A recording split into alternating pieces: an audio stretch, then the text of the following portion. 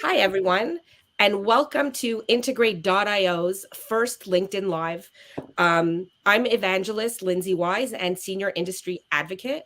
I love data, everything data. And today I'm talking with Karen Lopez, who is not only awesome, who I've known for years in the industry, but extremely knowledgeable. And if you don't know her yet, you should.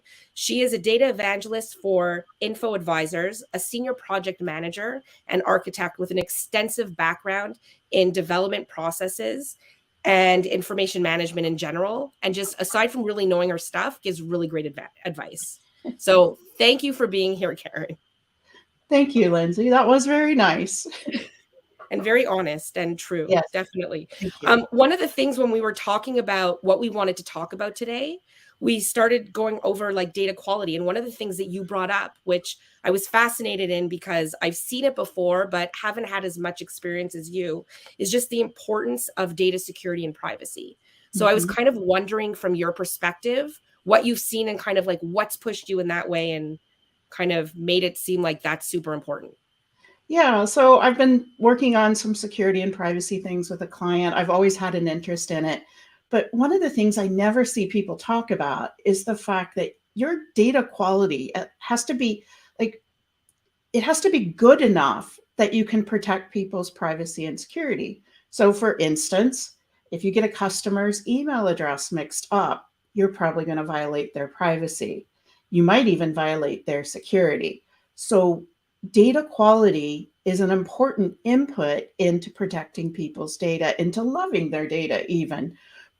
And one of the other, like if we look at, there are different numbers, just like the number of V's for big data, there are different numbers that people say for the pillars of data quality. And they include things like timeliness and accuracy and all of those things.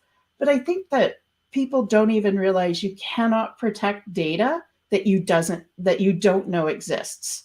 So much data hanging around in spreadsheets, open S3 buckets, all of those things. And people do those types of things because they're in a hurry and they've tried to share data through the normal means and they get flustered because there's some boss standing behind them going, "Are you done? Are you done? Is it fixed yet?" And so they say, "I'll just put this up in an S3 bucket.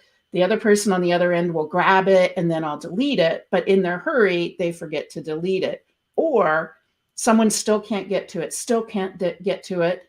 And so they just open it wide open. And once that door is unlocked, you should just assume that the data's gone, even if it was only for a minute. Yeah, I'm assuming that you have even better examples than me.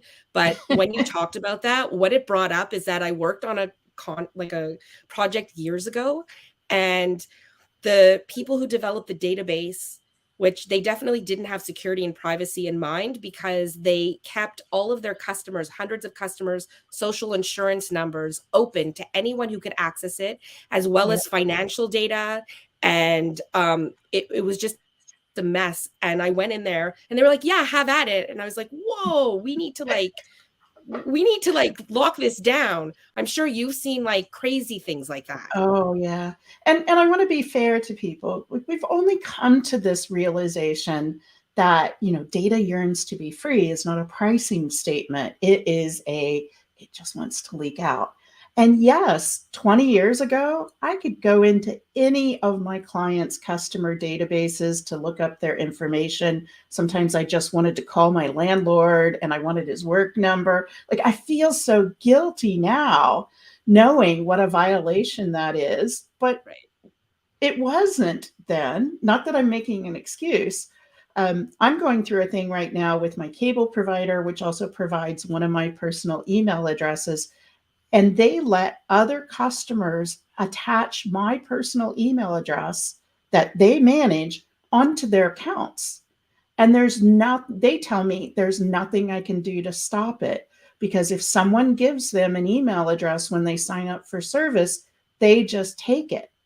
And this keeps happening to me. And now I need to contact their privacy officer to say, and they're saying, we can't update other people's accounts unless they let us.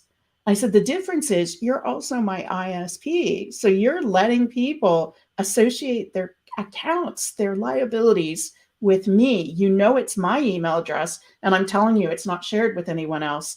And they're using privacy as the reason they can't fix it. So it's Do you complex. The think world that, is complex. yeah, do you think that that's one of the reasons that there's been this drive towards like making sure that data quality is associated with security Yeah. and privacy? It's kind of like that mess up that you're talking about. Yeah, it sure is for me, right? I have these presentations I do that have had different names. Most recently, the name it went by is Who's Tinkling in Your Data Lake? And it's Right. all full, an hour, 2 hours worth of presentation of the way my own data has been mangled and messed up. Um, and I talk a lot about how this email address I have gets used by tons of people, even by a microbrewery in Ontario Oh, that that's once had amazing. all their customer service emails emailed to my address because they thought the woman who was responsible for it did think that that was her email address. I did get some nice swag out of the deal once it got fixed. Hey, there's always the good sides that you have to I like know. look. Exactly. But I think, like, I'm trying to speak to both the data people and the security people Right. that data quality is key to this, because you can't respect someone's privacy if if a customer's contact information is just all over the place. So, what do you think? I mean, that's very practical, which makes sense, right? But what do you think are the huge risk factors for organizations if they don't take security and privacy into account? My gosh. Well, I was really happy to see legislation like GDPR, and now the new legislation actually in Quebec, Canada, which is supposed to be modeled after that, and our own federal privacy legislation Right. is going to make penalties more serious. Right now, the penalties, even in countries that have legislation, they're kind of just people could, large companies could write them off just as a rounding error. But now, with new legislation, we as a society are realizing all the harm that can happen. Either your identity's breached, or you'll never, be able to take, once something goes out on the internet, you don't get it back, right? It can't be deleted no matter how hard you try. So a lot of people have suffered really serious harm, even financial harm, for not treating security properly. I think the big thing I'm enjoying, and I haven't heard of any cases, but now we're bringing in criminality to it if the breaches are so egregious or the policies are so bad, that to me is how you get executive buy-in. I call So, it ROI, which stands for risk of incarceration. right.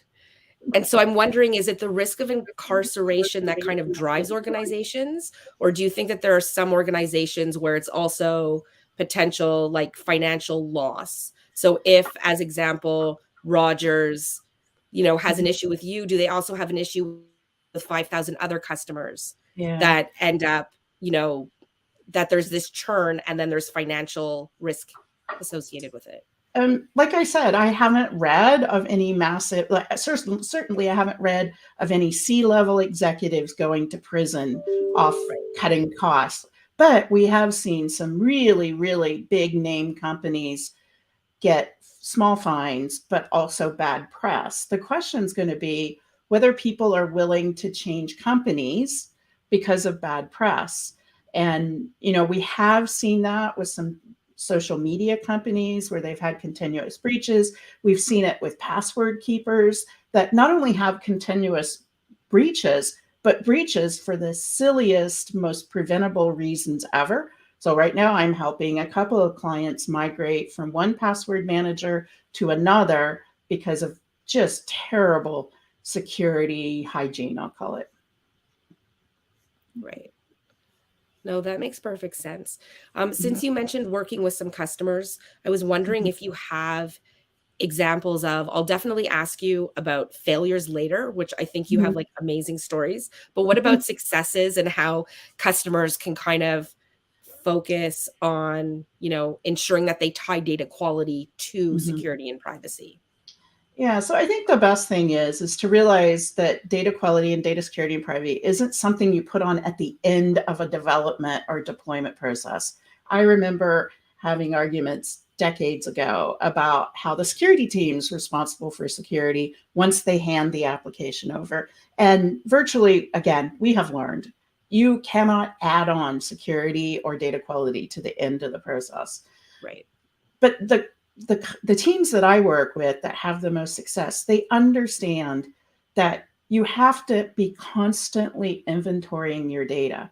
And in the past, that was hard to do. Now there's all kinds of services and tools where people can go out and just scan their networks for rogue databases, open S3 buckets. But I think sometimes some teams still think that that's something you do once a quarter or once a month. And I think the advent of data exfiltration type services that allow you to monitor when someone's accidentally emailing a spreadsheet full of social security numbers or credit card numbers. My funny story is I work with a lot of sample databases, especially that come from the Microsoft world, that mimic point of sale stuff. So they have faux data in it. And every time I go to email something from that, my own data exfiltration stuff catches it. And I'm all freaked out for 2 seconds till I realize it's AdventureWorks or Contoso Right. or one of their sample databases. And I can like breathe for a second. I think the other Right. is data profiling is so important. So I have this story about developers who got tired of working with data architects like me because it took time to refactor a table or something. And they wanted to keep track of data about when they actually, this was a retailer, when they actually wanted to pay their vendors. So they might have a contract that said, net 15, net 30, which meant they'd pay within 15 or 30 days after they got an invoice. But they were managing their cash flow by setting a date when the check should actually be sent. And the developers didn't want to bug the data architects. So they looked at the existing tables and found out that address line 5 was rarely used. So they put a pipe in and they just started plunking this real pay date into that field. And that was working for them. They'd parse out that data. Well, wouldn't you know, they converted a new accounts payable system. Those people working on it had no idea that they were supposed to exclude that date. And it started printing on their checks. And so this retailer had been saying for years, oh, it's the postal service. Oh, it's on your side. Oh, we sent the check. And meanwhile, there were dates right on their check saying, do not pay before this date. Yeah. So that was a data quality problem. It was a data governance thing. And it was Right. also people doing tricky things with their databases. You bring up a good point because I wonder sometimes, to me, it's kind of like data quality is intuitive. Do you Yeah. think that there are organizations that aren't even taking all of these things into account, like you said, in terms of they don't want to spend the time or they think it's just a quarterly thing? Whereas to me, it's like a daily, it needs to be in your face so that you make sure that you automate processes and have the alerts and make sure that, know. I certainly feel this way. One time someone asked me how I got into this data world, and I said I was born this way. I don't know. My favorite thing to do as a toddler was to pretend to read the phone book, which I think was my first exposure to structured data and very large data as far as I was concerned, because I realized there were just so many phones in my little hometown. But I think it's because the pendulum swings all the time between data protection, data quality, and getting code out fast. And we are actually measured, compensated, rated, and rewarded based on 2 conflicting points of view. So I've got this nickname on one of my projects as Dr. No, because I say, no, we can't do it that way. We need to encrypt this data, or we need to mask this data, or you've got the data in the wrong table, so now it's going to get joined to the wrong thing, and all of this stuff. And I'm perceived as slowing everyone else down when actually I'm being measured on, can I make sure to protect the data so I can keep my CIO out of jail or avoid massive embarrassment or fines and everything. So I think part of it is that we need to realize that management has put us into these natural conflict of interest positions. And it's not just me being mean to the developers, but what they do learn is the more time they spend fighting it, the longer it's going to take, because eventually legal is going to side with me when I say there's legislative requirement that we encrypt this data, even if it might make your query run 1 millisecond slower. Right. Yeah, that makes sense. And what's the, maybe I'll ask, one biggest success that you've seen, and what made that company succeed? Like, Gosh, it's so hard to pick your favorite I know I children. was gonna say, is that a hard, too hard, either because they Um, don't succeed or because there's there's a little hopefully bit of like a few of them. well, the one thing I want to say is um, everyone I talk to when I come onto a project thinks their data is the worst data quality in the world. They've never seen anything worse. And I'm Right. like, I've got stories for you. And don't think that you go to a conference where everyone's talking about how successful they are, that everyone's really telling the truth. The other thing is that they should also be taking steps to clean up their quality. But data quality and data governance is not a project. It's an ongoing operational thing. And one of the things that I'm going to share in the tips at the end is that we forget that we should engineer systems as we're designing and building them. But once they're in operations, we need to treat them more like manufacturing processes. And even when you're not manufacturing physical things, there are ongoing maintenance and review and monitoring processes, even of production lines that aren't even running right this second. So, but the biggest success I have is that there's an insurance company based in the US that I was a client of back in the, I think, mid 80s, decided to give their customers, which could be banking, credit card, buying jewelry, travel, um, discounts. Like they were just a giant enterprise. And they gave all of us a single member number. So think business party if you're into Right. data modeling structures. And they wrote to the customer saying, we're undertaking this initiative. It's going to take us 2 or 3 years. Instead of using account numbers, you'll still have them. But when you do business with us, you'll use this membership number because it was a mutual insurance company.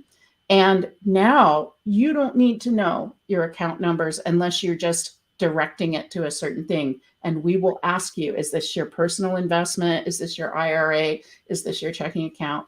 And to me, all the and that's been since the mid 80s. All the Right. benefits I got all of those years for decades was so good because they had invested in something that was going to give them so much better data quality.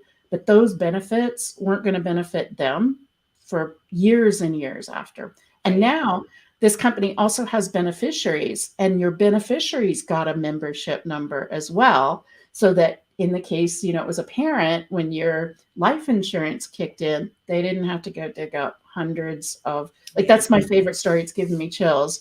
When children of people who did their insurance and banking there didn't have to sort through all that massive data overload. Yeah. Yeah, I love, one of the things that I've always loved whenever I hear you speak is just the practical applications. It's like I'm always passionate about how do you make data actionable and how do you make, like, kind of find those business outcomes. And I find Mhm. like you always just make it of like, you know, this is kind of what happens when you don't, but it's such on a personal level that Yeah. even if people aren't in data, they get it. Mhm. It's like you Yeah. can't overlook the importance of all of these things because it's Yeah. everywhere. It proliferates our lives in so many Yeah. different ways. Right. And I get sometimes management doesn't understand that when I have to spend 16 hours on the phone with my cable company, just sorting out something that wasn't my fault. I didn't ask for it. And I'm not going to get any compensation for it, I tell you, you know. And, they had that data breach here at Tim Hortons. And you know what we're getting? A free donut and a free coffee for them illegally tracking our data Yeah. in the app, location data, when they told us they weren't doing it. Like, that is egregious, Yeah. illegal, and might have been willful. I don't know. I think in jurisdictions where there are criminal penalties for that, that might have been one that qualified. I don't know. But Yeah. I'm waiting for the right time to get my free donut and coffee, because apparently that's what my location data for a year is worth. Wow. Yeah. Hopefully at some point legislation will catch up. Yeah, yeah. Well, it already is. It's making it at the Yeah, provincial level, and I know that we're revising at the federal. I most worry about US customers because there is no overriding federal yeah. legislation. So there's verticals, but it doesn't cross. So there's so many industries where virtually nothing applies unless your state has done something. Do you think it's a really good I kind of feel like with all your talking, I kind of want to put your slide up and your best Yeah. practices. Yeah, these are mostly tips, Yeah, and I consider these minimal practices. One of the things we didn't talk about, but I tweet every week about, is that people talk about testing their backups. So one of the things, one of the pillars of data quality and data governance is data availability. So this is something that I'm just so adamant about. I say we don't need backups, we only need restores. right. Nobody believes me. Nobody gets a budget for it. I have a lot of explainers on the internet saying you can't do a restore without a backup. And like, yes, I know. This is a saying to stick in your brain. If your company isn't testing restores of data of backups, then you have Schrodinger's backup. You don't know if it's live or dead until you go to do the restore.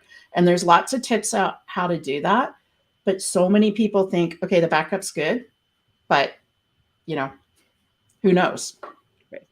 And then the next one is I think so I'm experienced and I remember when our computing was all on a mainframe, was all in one logical place.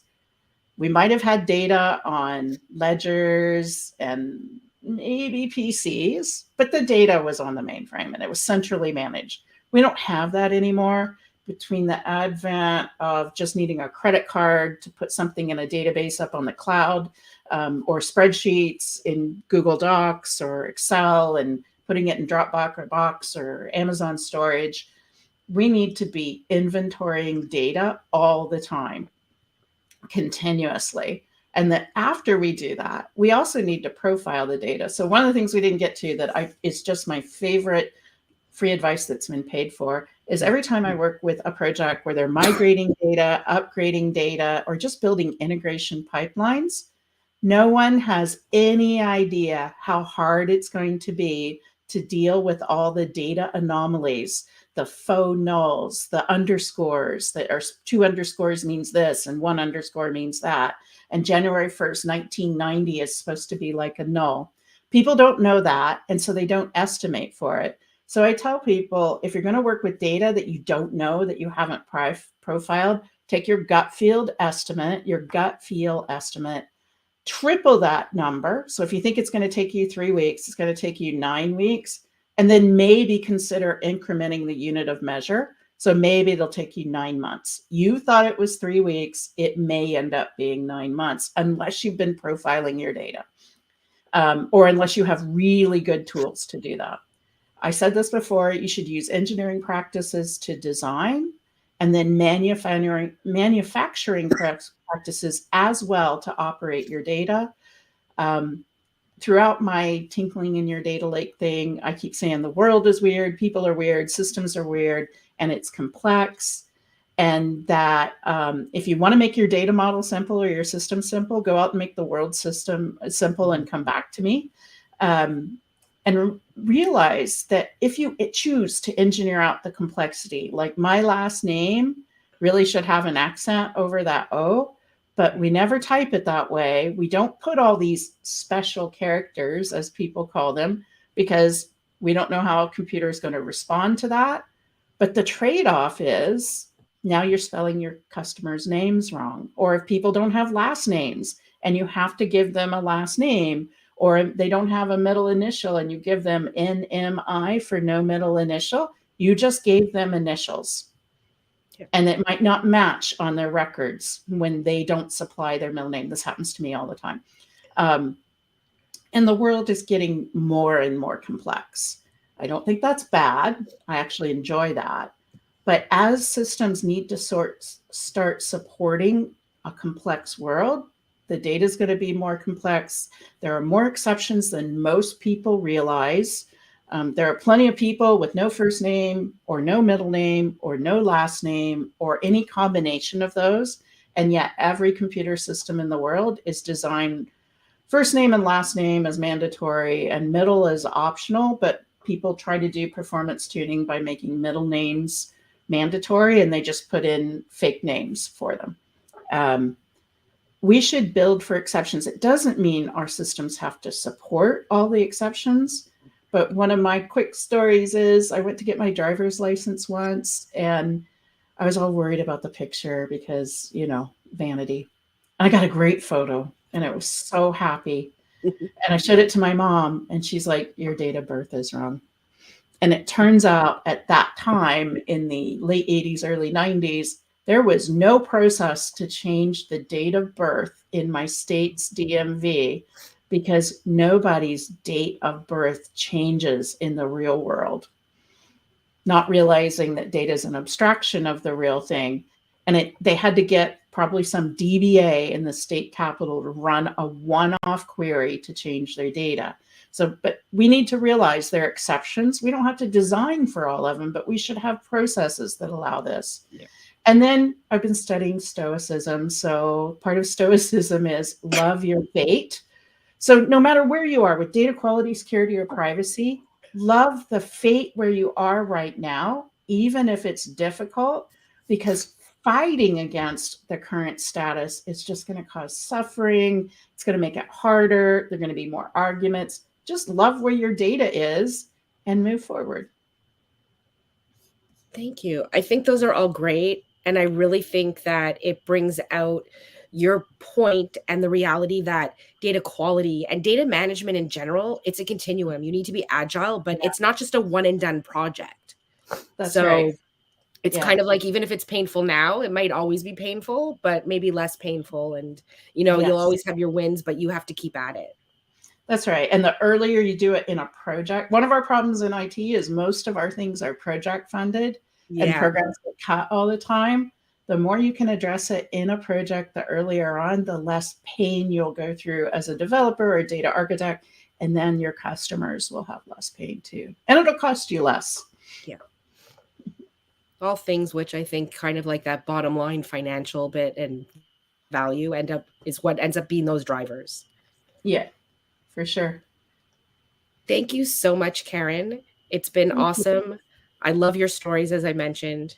You're going to be like, stop gushing. No, I'm just joking. But no, and I really love the advice. And thank you just so much for being here.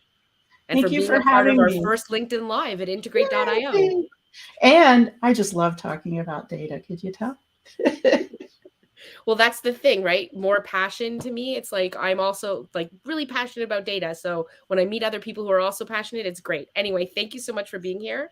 And everybody, see you next time, because we're going to have another LinkedIn Live later this week with our own citizen integrator, Nestor, and he'll talk about how he's been using our product internally to help succeed with data internally. Anyway, thank you, Karen. It was nice seeing you all, and hope to see you again soon.